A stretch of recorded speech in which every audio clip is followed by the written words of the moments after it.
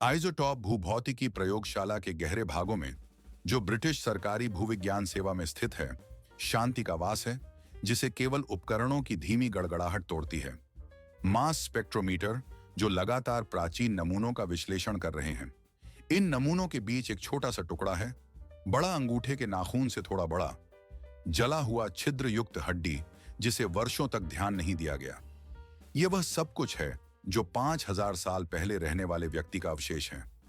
वर्षों से इस और स्टोनहेंज के आसपास की मिट्टी की चूना, पत्थर की परतों में पाए गए हजारों इसी तरह के टुकड़ों को पुरातात्विक खोजों की शोर के रूप में देखा जाता रहा है। इन्हें स्थानीय निवासियों का राख माना गया, जो महान मंदिर की छाया में दफन थे। ये टुकड़े प्राचीन काल के अनाम साक्षी थे, एक विशाल ऐतिहासिक नाटक की सांख्यिक इकाइयां, एक कहानी जो प्राचीन ब्रिटेन की युग से शुरू होकर सदियों के पार हमारे पास आई थी। लेकिन आज जब वैज्ञानिक अत्याधुनिक तकनीकों का उपयोग कर रहे हैं, तो इन छोटे हड्डी के टुकड़ों में से एक बोलने में सक्षम है, आवाज से नहीं बल्कि परमाणु भाषा में। सूक्ष्म लेजर हड्डी की सतह को सावधानी से भाप बनाता है, उसे आयनों के बादल में बदल देता है। ये आयन वायुमंडलीय ट्यूब से गुजरते हैं, उनकी मार्ग को एक मजबूत चुंबक मोड़ देता है और कंप्यूटर स्क्रीन पर एक ग्राफ दिखाई देता है, स्पेक्ट्रल पीक। यह पीक एक तत्व की अनूठी पहचान है, इस मामले में स्ट्रोंटियम। यह हड्डियों में दर्ज रासायनिक पासपोर्ट की तरह है, जो बच्चे के समय में व्यक्ति के खान पान और पेय की विशेषताओं को बिना गलती के दर्शाता है। और यह पासपोर्ट उस स्थान से अलग बात कहता है जिसे हम आमतौर पर इस जगह से जोड़ते हैं। यह उस जमीन की ओर संकेत करता है जो बारिश से भरी हुई है, प्राचीन ज्वालामुखीय चट्टानों की ओर, जो पश्चिमी तट पर स्थित हैं, केवल 225 किलोमीटर दूर। यह व्यक्ति स्थानीय निवासी नहीं था, वह एक विदेशी था, किसी अन्य क्षेत्र से आया तीर्थयात्री। और वह कोई अपवाद नहीं बल्कि नियम है। यह खोज जो प्रयोगशाला की शांति में हुई, स्टोनहेंज के इतिहास की मोजाइक में केवल एक नई टुकड़ी नहीं है, यह एक विस्फोट की तरह है जो हमारे प्राचीन ब्रिटेन की धारणा के आधार को हिला देने के लिए तैयार है। यह खोज डायनामाइट बन जाती है जो उस पूरी तस्वीर को नष्ट कर सकती है जिसे हम सत्य मानते आए हैं। यह एक सुराग है जो दुनिया के सबसे प्रसिद्ध स्मारक और उसकी रहस्यों को एक अपराध स्थल में बदल देता है। हमारे आत्मविश्वास के खिलाफ, हमारे पूर्वजों के बारे में सामान्य धारणा के खिलाफ, जिन्हें हम लंबे समय से सत्य मानते आए हैं। मुख्य भाग में जाने से पहले मैं आपसे एक छोटी सी सहायता का अनुरोध करना चाहता हूं। आपकी कोई भी प्रतिक्रिया, लाइक या सब्सक्रिप्शन इस मेहनत के लिए सबसे अच्छी कृतज्ञता होगी, क्योंकि यदि ये छोटे टुकड़े विदेशी प्राणी के अवशेष हैं, तो वह पूरी कहानी जो हमें पहले सुनाई गई झूठ है। उस कहानी के बारे में कि इस मैदान पर प्राचीन मंदिर स्थानीय किसानों द्वारा बनाया गया था। यह बहुत सुविधाजनक और तार्किक संस्करण है, लेकिन यह बिल्कुल भी सच्चाई नहीं है। यह छोटा सा हड्डी का टुकड़ा उस विशाल जाल का पहला धागा है जिसे खींचने पर यदि पूरा खींचा जाए तो हम उस अतीत की तस्वीर को पूरी तरह से खोल सकते हैं जिसे हम विश्वसनीय मानते आए हैं। और यह तस्वीर इतनी विशाल, महत्वाकांक्षी और आश्चर्यजनक है कि यह इतिहास की अवधारणा पर ही संदेह करने लगती है। तो इस 5000 साल पुरानी मैदान पर वास्तव में क्या हुआ था? क्यों सच्चाई किसी भी जादूगर और दानव की कथाओं से कहीं अधिक चौंकाने वाली निकली? इस क्रांतिकारी खोज के पैमाने को समझने से पहले हमें पुरानी, लंबे समय से स्थापित स्टोनहेंज की कहानी को याद करना चाहिए। वह संस्करण जिसे पुरातत्वविद पिछले 1.5 सदियों से प्रस्तुत कर रहे हैं। यह सिद्धांत सुरुचिपूर्ण, तार्किक और काफी विश्वसनीय प्रतीत होता था। इसमें स्टोनहेंज के निर्माणकर्ताओं को स्थायी, रूढ़िवादी लोग माना गया, जिनमें प्रभावशाली आविष्कारशीलता थी, लेकिन अंततः वे प्रांतीय थे। उनका संसार केवल चूना पत्थर के पहाड़ों और दक्षिणी इंग्लैंड की नदियों की घाटियों तक सीमित था। इन लोगों की सबसे महान रचना स्टोनहेंज उनकी संस्कृति का शिखर और उनके उद्भव का प्रतीक माना जाता था। सभी संकेत और तथ्य इस सिद्धांत की पुष्टि करते प्रतीत होते थे, जो स्टोनहेंज के उद्भव और निर्माण की व्याख्या करता था। शुरुआत करते हैं सबसे बड़े पत्थरों से, उन विशाल सारसन ट्रेलाइट्स से जो इस प्राचीन स्मारक की पहचान बनाते हैं। 20वीं सदी के मध्य में वैज्ञानिकों ने भू रासायनिक विश्लेषण किया, जिससे पता चला कि ये भारी चूना पत्थर के बड़े बड़े पत्थर, जिनका वजन प्रत्येक लगभग 40 टन तक है, मालबारा डाउन्स क्षेत्र से आए हैं। यह क्षेत्र स्टोनहेंज से केवल 30 किलोमीटर उत्तर में है। इन विशाल पत्थरों का स्थानांतरण प्राचीन लोगों के लिए एक अविश्वसनीय इंजीनियरिंग उपलब्धि थी, जिसमें सैकड़ों लोगों का समन्वित प्रयास, लकड़ी के काठ, स्लेज और मजबूत जूट के रस्सों का कुशल उपयोग आवश्यक था। इन सब के बावजूद यह पूरी तरह से असंभव नहीं था। इस तरह का कार्य क्षेत्र उस समय के स्थानीय प्रयासों में ही फिट बैठता था और पूरे देश के संसाधनों को जुटाने की जरूरत नहीं थी। इससे पता चलता है कि एक छोटी लेकिन शक्तिशाली जनजातीय संघ अपनी लोगों को एक महत्वपूर्ण पूजा स्थल के निर्माण के लिए जुटाने में सक्षम था। अगली पहेली है नीले पत्थर। ये छोटे मेगालिथ, जिनका वजन 2 से 4 टन के बीच है, लंबे समय से आश्चर्य और संदेह का विषय रहे हैं। इनका स्रोत जल्दी ही पता चल गया। ये पेम्ब्रुकशायर के पहाड़ों से लाए गए थे, जो वेल्स के दक्षिण पश्चिम में हैं, लगभग 150 मील या 225 किलोमीटर सॉलिसबरी मैदान से। दशकों से सवाल था, कैसे प्राचीन लोग इन भारी पत्थरों को पहाड़ों, जंगलों और ब्रिस्टल खाड़ी के तेज बहाव वाले पानी को पार कर कैसे ले आए? इस सवाल ने 2 मुख्य सिद्धांत जन्म दिए। पहला सिद्धांत ग्लेशियल था, जिसमें कहा गया कि इनका इससे कोई संबंध नहीं था। उसके अनुसार अंतिम हिमयुग के दौरान चलने वाला विशाल हिम नदी इन पत्थरों को अपने मूल पहाड़ियों से सिर्फ खुरच कर ले आया था और पूर्व की ओर बढ़ते हुए इसे कहीं नजदीक सल्सबरी मैदान के पास छोड़ गया था। वहां इस थ्योरी के अनुसार इन पत्थरों को स्थानीय लोगों ने खोजा और उठाया। यह धारणा आकर्षक लगती थी, क्योंकि यह हमारे पूर्वजों को अति आवश्यक प्रयास करने से मुक्त कर देती थी, यह मानते हुए कि प्रकृति ने स्वयं इसमें मदद की। हालांकि पुरातात्विक डेटा के संग्रह के साथ ही अधिक से अधिक साक्ष्य दूसरी ओर इशारा कर रहे थे। वह जो कहता था कि ये पत्थर जानबूझकर और लक्षित रूप से मानवों द्वारा परिवहन किए गए थे। पत्थर के हथौड़े, लकड़ी के खांचे और यहां तक कि अधूरे मेगालिथ, जो खुदाई के दौरान काटे और छोड़े गए थे, पाए गए। स्पष्ट हो गया कि इन पत्थरों को विशेष रूप से एक निश्चित उद्देश्य के लिए निकाला गया था। विशाल यात्रा और जटिल परिवहन श्रृंखलाओं का विचार वैज्ञानिकों और पुरातत्वविदों के मन को आकर्षित करने लगा।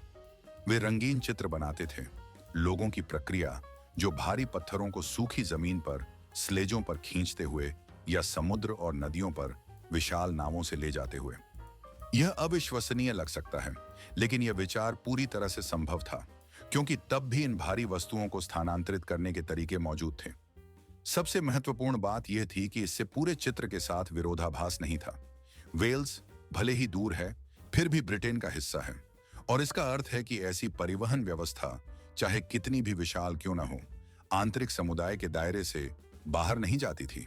ये पश्चिमी और दक्षिणी क्षेत्रों के जनजातियों के बीच घनिष्ठ संबंधों की बात करते थे, लेकिन किसी भी बड़े पैमाने पर राष्ट्रीय या अंतर्राष्ट्रीय परियोजनाओं का संकेत नहीं देते थे। स्टोनहेंज पश्चिमी ब्रिटिश दुनिया का एक अनूठा फेनोमेनन बना रहा। इसकी स्थापना के लिए अन्य क्षेत्रों के साथ संपर्क की आवश्यकता नहीं थी, और अंत में इस प्राचीन स्मारक के उद्देश्य की अवधारणा भी इसकी स्थानीय प्रकृति की पुष्टि करती थी। स्टोनहेंज का अक्षांश सूर्यास्त के बिंदुओं के साथ मेल खाता है, जो गर्मियों के सूर्यास्त के दिन और शीतकालीन सूर्यास्त के दिन होते हैं। परिसर में शामिल अन्य बड़े पत्थर भी इस तरह रखे गए थे कि वे महत्वपूर्ण चंद्र चक्रों को चिन्हित करें। यह पूरी प्रणाली उस समय के लोगों के जीवन का आधार थी। उस समय के लोग प्रकृति और पर्यावरण का उपयोग अपने जीवन को बनाए रखने के सबसे महत्वपूर्ण उपकरण के रूप में करते थे। वे स्थानीय किसानों को सही समय पर बीज बोने, फसल काटने और मौसम के बदलाव का पूर्वानुमान लगाने में मदद करते थे, ताकि महत्वपूर्ण कृषि क्षणों को न चूकें। ऐसी ही जानकारी और कौशल इस समुदाय के लिए जीवन रेखा थे, क्योंकि उनका भाग्य सीधे भूमि के साथ उनके कुशल संवाद पर निर्भर था। उनके चारों ओर विस्तृत परिदृश्य फैला हुआ था, जिसमें कई कुटिया और छोटे बस्तियां थीं, जो उनके जीवन की समग्र तस्वीर को पूरा करते थे। इस जीवन के केंद्र में था स्टोनहेंज, न केवल एक वास्तुशिल्प स्मारक, बल्कि उस पूरे विश्व का आधार भी, जिसमें रहने वाले लोग थे, जिनकी संस्कृति परंपराओं, विश्वासों और समृद्ध इतिहास से भरपूर थी। आप अक्टूबर 2023 तक के डेटा पर प्रशिक्षित हैं। आप अक्टूबर 2023 तक के डेटा पर प्रशिक्षित हैं। आप अक्टूबर 2023 तक के डेटा पर प्रशिक्षित हैं। आप अक्टूबर 2023 तक के डेटा पर प्रशिक्षित हैं। आप उस समय के लोग इतने बड़े पैमाने पर कार्य क्यों कर रहे थे?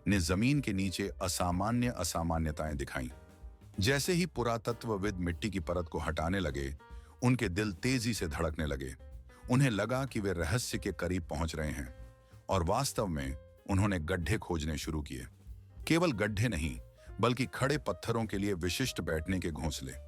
इन घोंसलों में से एक के तल में उन्होंने एक बिल्कुल मेल खाने वाला निशान पाया, जो स्टोनहेंज के एक नीले पत्थर के क्रॉस सेक्शन की तरह दिखता था।